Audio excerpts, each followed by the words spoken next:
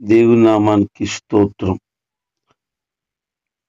ఈరోజు ధ్యానం కొరకు యెషయా గ్రంథం 52వ అధ్యాయం.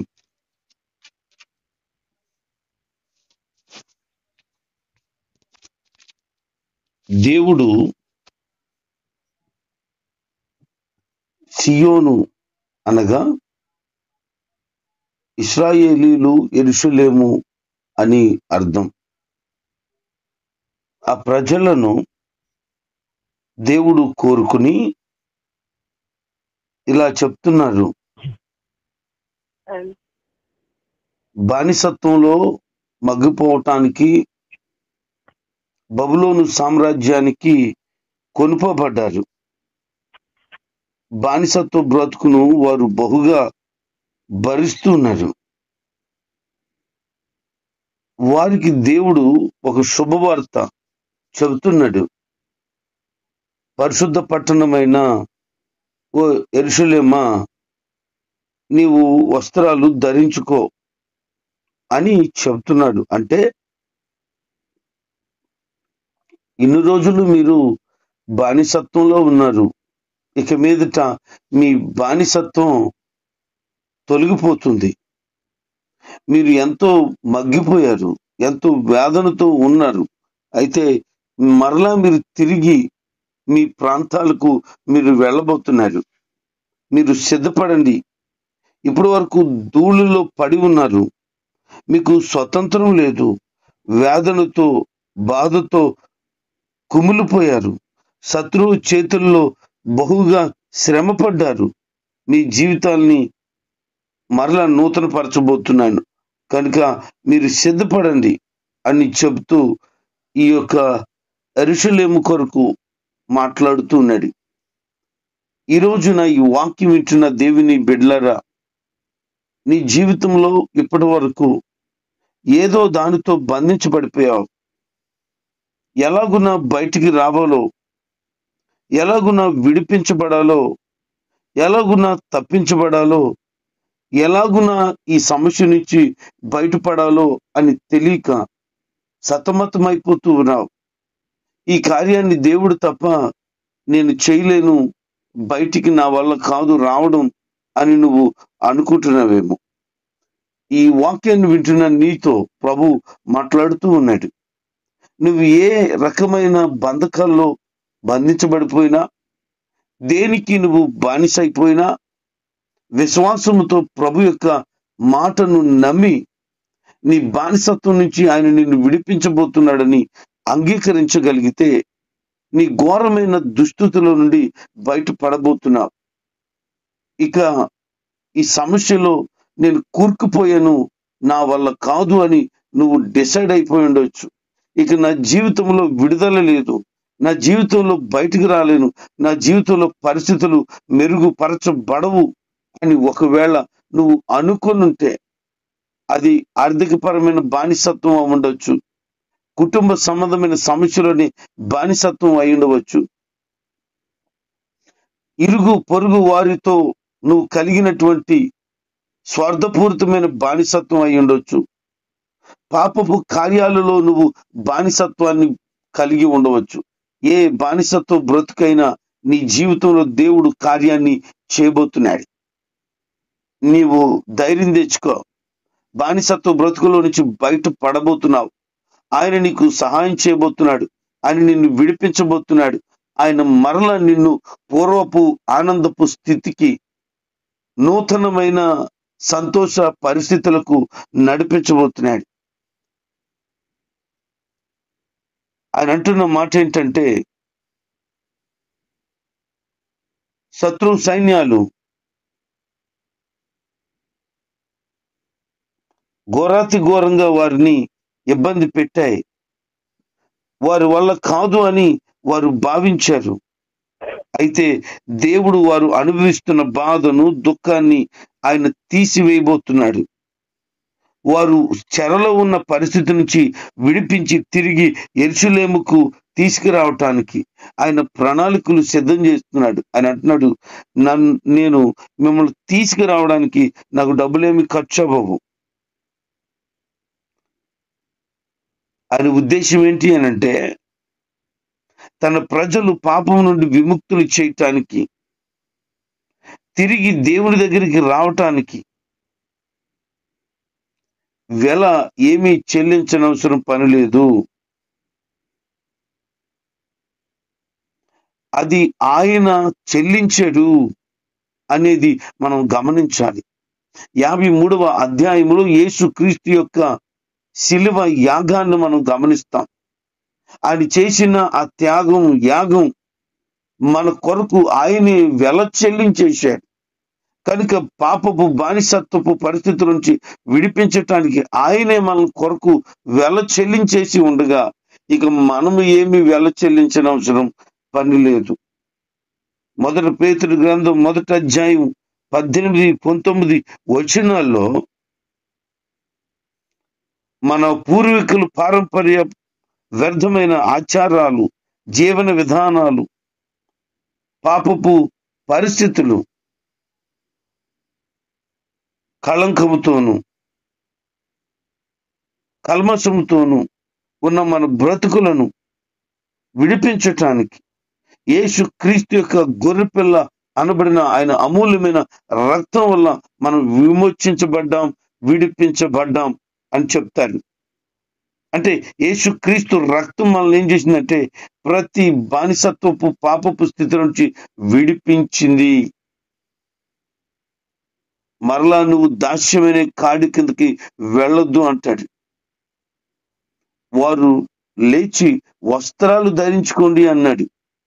61వ అధ్యాయం 10వ వచనాన్ని కనుక మనం చదివితే, అందమైన వస్త్రాలు మీరు ధరించుకోండి అని చెప్పిన ఆ మాటలో ఎంత అర్థం ఉందంటే, విముక్తి వస్త్రాలు ధరించుకోవాలి.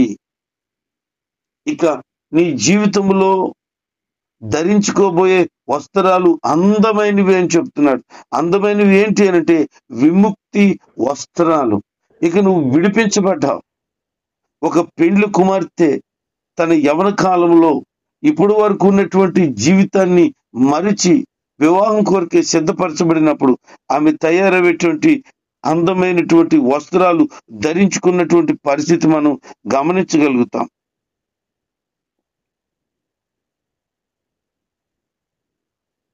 ఆ అందమైన వస్త్రాలు ఎందుకోసమంటే, ఇక నా జీవితంలో నేను ఒంటరిని కాను. ఇక నా జీవితంలో ఇప్పటి వరకు నేను ఒకరి మీద ఆధారపడ్డాను. ఇక నా భర్త సమస్తం చూసుకుంటాడు.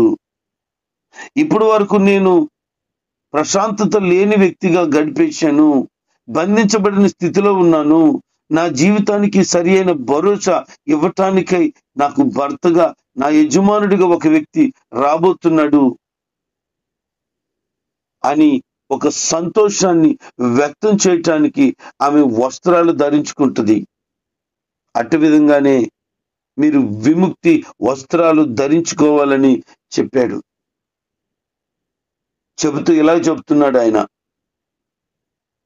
దేవుని యొక్క గొప్పతనాన్ని తన ప్రజలు తెలుసుకుంటారు అని. అంటే ఇంతకు ముందు వారు అనుకున్నారు, దేవుడు మాకు విడుదల ఇవ్వలేదు, శత్రువుల చేతుల్లో మేము ఉండిపోయాము, బానిసత్వ బ్రతుకులో మేము కూరుకుపోయాము, మేము బయటికి రాలేకపోతున్నాము అని వారు అనుకుంటున్న సమయం అది. ఆయన అంటున్నాడు, నా పేరేంటో, నా గొప్పతనం ఏంటో, నేను ఏమి చేయగలను వారు తెలుసుకుంటారు అంటూ వారికి శుభవార్త తెలియచేస్తున్నాడు.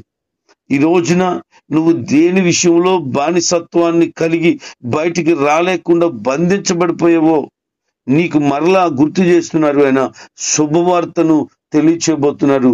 అదే నిన్ను విడిపించబడేటువంటి శుభవార్త, నిన్ను విడిపించే శుభవార్త. ఇక నువ్వు దుఃఖముతో ఉండనవసరం పనిలేదు. దుఃఖమునకు ప్రతిగా ఆయన ఆనందమును నీకు దయచేయబోతున్నాడు. బానిసత్వ బ్రతుకునకు బదులుగా స్వతంత్రాన్ని నీకు ఆయన ఇవ్వబోతున్నాడు అని యెరూషలేము కొరకు చెప్తున్నాడు. నమ్మితే నీ కొరకు కూడా ఆయన చెబుతున్నాడు. ఆయన యొక్క గొప్పతనాన్ని తెలుసుకుంటారట.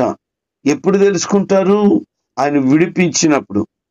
ప్రజలను బయటికి తీసుకొచ్చినప్పుడు వారు అనుభవిస్తున్న క్షోభ, ఆ వేదన, ఆ దుఃఖం తొలగిపోయినప్పుడు అర్థమవుతుంది దేవుడు విడిచిపెట్టలేదు, దేవుడు మాకు తోడుగా ఉన్నాడు. మేము అనుభవించిన ఈ వేదన అంతా కూడా దేవుడు చూశాడు అని అర్థమవుతుంది. నిర్గమకాండం 3వ అధ్యాయంలో దేవాతి దేవుడు మోషేను పిలిచారు. పిలిచిన తర్వాత మోషేను ప్రజల యొద్దకు పంపించినప్పుడు ప్రజలతో ఇలా చెప్పమన్నారు, నేను వారి దుఃఖాన్ని దిగి వచ్చి చూచానని చెప్పన్నాడు. ఆ మాట మోషే తన ప్రజలకు చెప్పినప్పుడు వారందరూ కూడా ఎంతో ఆనందించారట. కారణం ఏంటంటే బానిసత్వంలో ఉన్నాము, 400 సంవత్సరాలు 4 తరాలుగా ఇక్కడే మగ్గిపోతూ ఉన్నాము. మా బాధ, మా వేదన, మా దుఃఖం దేవుడు చూడలేదు, పట్టించుకోలేదు. ఇక ఎప్పుడు బయటపడతాము మేము అని కృంగిపోయి ఉన్నారు. వాళ్ళకు ఒక శుభవార్త దొరికింది. దేవుడు వారి బాధ నుంచి, వారి కష్టం నుంచి విడిపించటానికి వాళ్ళు అనుభవిస్తున్న బాధను చూస్తున్నాను అనే మాట. ఈ రోజున దేవుని బిడ్డలారా, ఎంతకాలం ఈ బానిస బ్రతుకు, ఎంతకాలం అప్పులతో బ్రతికే బ్రతుకు, ఎంతకాలం ఫలింపు లేని బ్రతుకు, ఎంతకాలం 10 మంది దగ్గర పని చేసుకునే బ్రతికే బ్రతుకు, ఎంతకాలం నా జీవితం ఇలాగ ఒంటరిగా, ఎంతకాలం అందరికీ చిన్నగా, అవమానకరంగా అని నువ్వు బానిసత్వం పరిస్థితులను అనుభవిస్తున్నట్లు నువ్వు అనుకుంటూ ఉన్నావు. నా ప్రభువారు ఈ బానిసత్వ బ్రతుకు నుంచి పూర్తిగా నిన్ను స్వతంత్రురాలుగా చేయబోతున్నారు. ఆయన విడిపించబోతున్నాడు. మరలా నువ్వు వెళ్ళవు, మరలా వెనక్కి చూడు, మరలా నీ బతుకు వెనక్కి ఉండదు. నేను కూడా నమ్ముతున్నాను, కొన్ని బంధకాలు బంధించబడిన స్థితి అయితే దేవుడు ఆ పరిస్థితులన్నిటిలో నుంచి విడిపించటానికి ప్రణాళికను సిద్ధం చేశాడు అని. ఆయన వాక్యం నమ్మదగినది, ఆయన వాగ్దానము నెరవేర్చబడదగినది. ఆయన తప్పక కార్యాలు చేస్తాడు, కానీ ఎన్నడూ విడిచిపెట్టే దేవుడు కానే కాదు. నువ్వు కృంగిపోనవసరం లేదు, నువ్వు దుఃఖంతో ఉండనవసరం పని లేదు. ఆయన తన ప్రజలను ఆదరించి విమోచించే దేవుడై ఉన్నాడు. ఆయన నిన్ను ఆదరించి విమోచించే దేవుడై ఉన్నాడు. ఎంతకాలం నీవు బాధతో ఉంటావు? ఇక నువ్వు బాధతో ఉండవలసిన పని లేదు. అందుకే ఆయన అంటున్నాడు, ఈ స్థలాన్ని విడిచిపెట్టండి, అశుద్ధమైనది ఏది తాకండి, ఇది ముట్టుకోకుండా అంటున్నాడు. అంటే బబులోను చెరలో ఉన్న ఇశ్రాయేలు వారికి ఆలయంలో ఉన్న పాత్రలు తీసుకోండి తప్ప మిగతా ఏమీ కూడా ముట్టుకోవద్దు. ఆ నగరములో దాని విగ్రహాలు గాని, అపవిత్ర పరిచేటువంటి వస్తువులు గాని మీరు ఎట్టి పరిస్థితుల్లో ముట్టుకోవద్దు అని వారికి హెచ్చరికగా చెబుతున్నాడు. నువ్వు బానిసత్వ బ్రతుకుల నుంచి బయట పడుతున్నప్పుడు మరలా ఆ పాపపు స్వభావం, పాత కార్యాలు, పాత రోత, దరిద్రపు పరిస్థితులు నీ వెంట తీసుకురావద్దు. ఈ రోజున క్రైస్తవ లోకానికి ఈ లోక సంబంధమైన ఆచారాలు, పద్ధతులు, వ్యవహారాలను తీసుకొని వచ్చేశారు. వదిలిపెట్టి రమ్మన్నాడు. ఆలయ సంబంధమైన దైవికమైన కార్యాలు తప్ప ఇక ఏది నీలోకి రావడానికి వీలు లేదు అని అంటే, ఆచారాలు వచ్చాయి, పద్ధతులు వచ్చాయి, లోక సంబంధమైన అన్ని వ్యవహారాలు క్రైస్తవత్వంలోనికి తీసుకొచ్చేస్తున్నారు. యేసుక్రీస్తుని నమ్మిన తర్వాత మరలా నువ్వు దాస్యమనే కాడి కింద ఉండేటువంటి స్థితిలోనే కనబడుతున్నావు. నిన్న ఒక సంఘ సహోదరి ఫోన్ చేసింది. వాళ్ళ మామగారు, అత్తయ్య గారు చనిపోయి కొన్ని సంవత్సరాలు అవుతా ఉంది. వారు ప్రతి సంవత్సరం వారి పేరున బట్టలు పెడుతున్నారు. అయితే వారికి నెమ్మది లేదు, వారికి సమాధానం లేదు, వారికి క్షేమం లేదు. వారు ఫోన్ చేసి అడుగుతున్నారు, అయ్యగారు ఈ సంవత్సరం బట్టలు పెడదాం అనుకుంటున్నాను మూలన, ఏం చేయమంటారు అని. మరి ఇన్ని రోజులు చెప్పలేదు నాకు వాళ్ళు బట్టలు మూలన పెడుతున్నారని. మనం ఆ పని చేయకూడదమ్మా అని చెప్పాను. వారంటనే మేము చేయమండి అని చెప్పారు. వారు క్రీస్తుని కలిగిన తర్వాత మరలా లోక సంబంధమైన ఆచారాన్ని కలిగి ఉంటే దేవుని సహాయం ఎలా పొందుతారు? లోకాన్ని విడిచిపెట్టి వచ్చారు కదా. ఒకవేళ వాళ్ళ బంధువులు, వాళ్ళ స్నేహితులు ప్రోత్సహించుంటారు, చెయ్యమని చెప్పుంటారు, చేయట్లేదా ఇంకాను అని అనుండొచ్చు. చనిపోయిన వారు చనిపోయారు, వారితో మన సంబంధాలు తెగిపోయాయి. వారిని బట్టి మనం చేయవలసిన కార్యాలు భూమి మీద ఏమీ మిగిలిలేవు.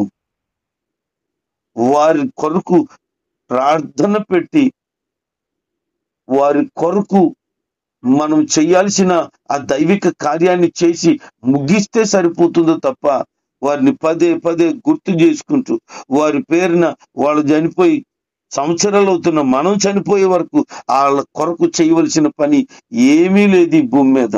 ఏమి చేసినా వాళ్ళకి వెళ్ళదు, వాళ్ళకి తెలీదు, వాళ్ళకి అసలు అర్థం అవ్వదు. భూ సంబంధమైన సంబంధాలు తెగిపోయాయి. మరలా ఎందుకు ఈ బానిసత్వపు బ్రతుకులోనికే నడిపించబడుతున్నావు నీవు? క్రీస్తుని కలిగిన తర్వాత విడిచిపెట్టవలసిన వాటిని విడిచిపెట్టకుండా మోసుకొని వస్తున్నావు. అబ్రహాముతో దేవుడు చెప్పాడు, అబ్రహాం నీవు నీ స్వజనులను, నీ బంధువులను, నీ తండ్రి ఇంటిని విడిచిపెట్టి బయలుదేరానంటే వెళ్తున్నప్పుడు లోతు వెంటబడ్డాడు. అయ్యో నా సహోదరుడు చచ్చిపోయాడే, వాడికి ఒక కొడుకున్నాడే, ఆడికి పెళ్లి అయిపోయింది, భార్య ఉంది, పిల్లలు ఉన్నారు, అనాథగా ఉన్నాడు అని జాలిపడి లోతును కూడా తోకలా తెచ్చుకున్నాడు. కొన్ని రోజులైన తర్వాత ఆ కాపర్లకి ఈ కాపర్లకి గొడవలు, సమస్యలు, మనస్పర్ధలు, నెమ్మది లేదు, ప్రశాంతత లేదు అబ్రహాంకి. దేవుడు ఏం చెప్పారు? స్వజనులను, నీ తండ్రి ఇంటిని, తండ్రి ఇంటి అంటే తండ్రికి సంబంధించిన కొడుకుల్ని, కూతుర్ని ఎవరిని కూడా తీసుకురావద్దు. మరి చెప్పినప్పుడు లోతు తండ్రి ఇంటికి సంబంధించినోడు కాదా? మరి ఎందుకు తీసుకొచ్చాడు? దేవుని మాట వినలేదు, జాలి పడిపోయి తన సహోదరుడు కొడుకుని అంటబెట్టుకుని వచ్చాడు ఫ్యామిలీని. అందుకే గొడవలు వచ్చాయి. విడిచిపెట్టిన తర్వాత వాక్యాన్ని మనం చదివితే అర్థమవుతుంది. అబ్రహాముని లోతు విడిచిపెట్టిన తర్వాతట దేవుడు అబ్రహాముకి ప్రత్యక్షమయ్యాడు.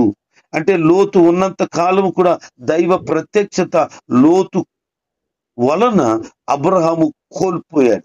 ఈ రోజున లోక సంబంధమైన ఆచార పద్ధతులు నువ్వు కలిగి ఉండడం వలన దైవ ప్రత్యక్షత, దైవ దీవెన, దైవ క్షేమాన్ని నువ్వు కోల్పోతావు. విడిచిపెట్టాలి.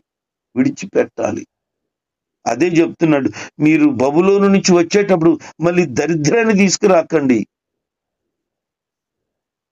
యాకోబు తన మామగారి ఇంటి దగ్గర నుంచి బయలుదేరి వస్తున్నప్పుడు రాహేలు వాళ్ళ గృహ దేవతలను కొన్ని తీసుకొచ్చింది. వాళ్ళ నాన్న వెంటపడ్డాడు, వాళ్ళ సహోదరుడు వెంటపడ్డాడు, వాళ్ళతో ఉన్న సైన్యం వెంటబడి గొడవాడేసింది. కారణం ఏంటి అంటే అక్కడి నుంచి తీసుకురాకూడని అన్ని తెచ్చేసింది రాహేలమ్మ. అందుకే మరలా దేవుడు ప్రత్యక్షమైనప్పుడు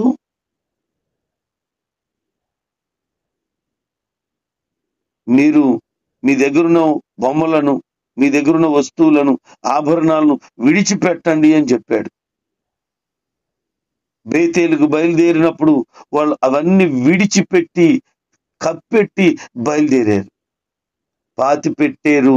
తీసుకొచ్చినవి అవి ఉన్నంత కాలము దేవుని సన్నిధికి రావటానికి వాళ్ళకి అనుకూలం లేదు, అనుమతి లేదు. విడిచిపెట్టడం మనిషి కూడా తెచ్చుకుంటావు ఎందుకు? దరిద్రం. దైవ దీవెనలు పొందలేవు, క్షేమం కలగదు నీకు. కారణం ఏంటంటే కూడా తెచ్చుకుంటున్నావు. అందుకే అంటున్నాడు, ఆ నగరం విగ్రహాలను గాని అపవిత్రమైన వేరే వస్తువులను గాని తీసుకురాకూడదు. బబులోను వారికి కలిగి ఉన్న బుద్ధులు మీరు తీసుకురాకండి అని చెప్పాడు. అంటే వారితో మీరు ఉన్నారు, వారితో మీరు సహవాసం చేశారు గనక మీకు ఆ గుణగణాలు, ఆ బుద్ధులు, వాళ్ళు చేస్తున్న పద్ధతులు, ఆచారాలు ఇవన్నీ వస్తే మీకు కూడా రానీకండి, వదిలేయండి అన్నాడు. మరి ఈ రోజు నువ్వు ఎలా ఉన్నావు? పట్టుకుని వస్తున్నావా, వదిలేస్తున్నావా? పట్టుకుని వస్తున్నావు గనుకనే నీకు ఏదోటి ఎంటబడతానుంది. నిన్ను దరిద్రం వదలలేదు. కారణం ఏంటంటే నువ్వు వదలవలసిన పనికి మాలిన ఆచార పద్ధత వ్యవహారాలన్నీ వదిలేయాల. నీకు తెలియకపోతే దైవజనుడిగా చెప్తారు మీ దైవజనులు, లేకపోతే నన్ను అడగండి, నేను చెప్తాను. కానీ మీరు అనవసరంగా లోకాన్ని కూడా తెచ్చుకుని మీరు బాధపడొద్దు. మీరు బాధపడుతుంటే చూసి మేము బాధపడాల్సి వస్తుంది. చివరిగా ఈ మాటలు చెప్తున్నారు.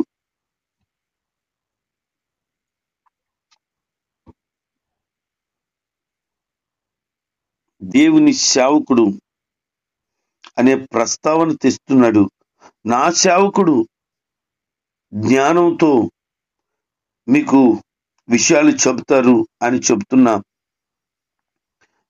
వివేకంగా ప్రవర్తిస్తాడు అని చెబుతున్న సేవకుడు ఎవరు అని అంటే యేసు క్రీస్తు ప్రభువారు.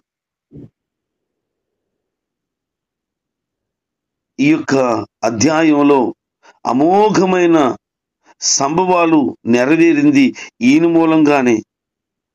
మనుషుల చేతిలో ఆయనకి ఏమి జరుగుతుందో దాన్ని 14వ వచనంలో వివరిస్తున్నాడు. 13వ వచనంలో ఆయన యొక్క ప్రవర్తన, ఆయన దేవుడు ఆయన ఎలాగ గణపరిచాడో చెబుతున్నాడు. 15వ వచనంలో దేవుడు ఆయన్ని హెచ్చించిన తర్వాత ఆయన ఏం చేస్తాడో చెబుతున్నాడు. ప్రజలందరూ నమస్కరించే మహోన్నతమైన దేవునిగా ఆయన కనపరుచుకుంటున్నారు. అంత గొప్పతనాన్ని యేసు క్రీస్తు ప్రభువారు కలిగి ఉండబోతున్నారని రాబోయే కాలములో, అనగా ప్రస్తుతం నెరవేర్చబడిన విషయాలను యేసు క్రీస్తు రావటానికి ముందే 700 సంవత్సరాలకు పూర్వం యెషయా భక్తుడి ద్వారా ప్రవచనంగా ప్రభు రాయించాడు. అందరూ ఆయనకు నమస్కారం చేస్తారట. అందరికంటే ఆయన నామము గొప్ప చేయబడుతుందట. యేసుక్రీస్తుని ఆశ్రయించిన వారు కూడా అట్టి విధముగానే ఉంటారు. అయితే నువ్వు తెలియాల్సిన విషయం ఏంటంటే నీ బానిసత్వం నుంచి దేవుడు నిన్ను విడిపించబోతున్నాడు. విముక్తి వస్త్రాలు ధరించుకుని ధైర్యంగా ముందుకుండు. ఆనందంతో ప్రభులో కొనసాగిపో. దేవుని గొప్పతనాన్ని ఆయన ప్రజలు తెలుసుకుంటారన్నారు. నువ్వు ఆయన బిడ్డగా, ఆయన ప్రజగా ఆయన గొప్పతనాన్ని తెలుసుకుంటావు. ఆయన తన ప్రజలను ఆదరించి విమోచించేవాడుగా ఉన్నాడు అని చెప్పాడు. నిన్ను విమోచించి ఆదరించటానికి ఆయన సిద్ధంగా ఉన్నాడు. అయితే నువ్వు విడిచిపెట్టి ముందుకి రావటానికి ఇష్టపడితే నీ జీవితంలో అబ్రహాముకి ప్రత్యక్షమైన దేవుడు నీ జీవితంలో ప్రత్యక్షమై తన కార్యాలు చేస్తాడు. మరలా బేతేలు అనుభవానికి నువ్వు నడిపించబడతావు, క్షేమాన్ని అనుభవిస్తావు. దేవుని యొక్క ఘనత నీకు ఆపాదించబడి ఆయన మహిమకరమైన శ్రేష్టమైన బిడ్డగా నువ్వు బ్రతుకుతావు. అట్టి ధన్యత ప్రభు వాక్యం విన్న వారందరి జీవితాల్లో నెరవేర్చునుగాక. ఆమేన్.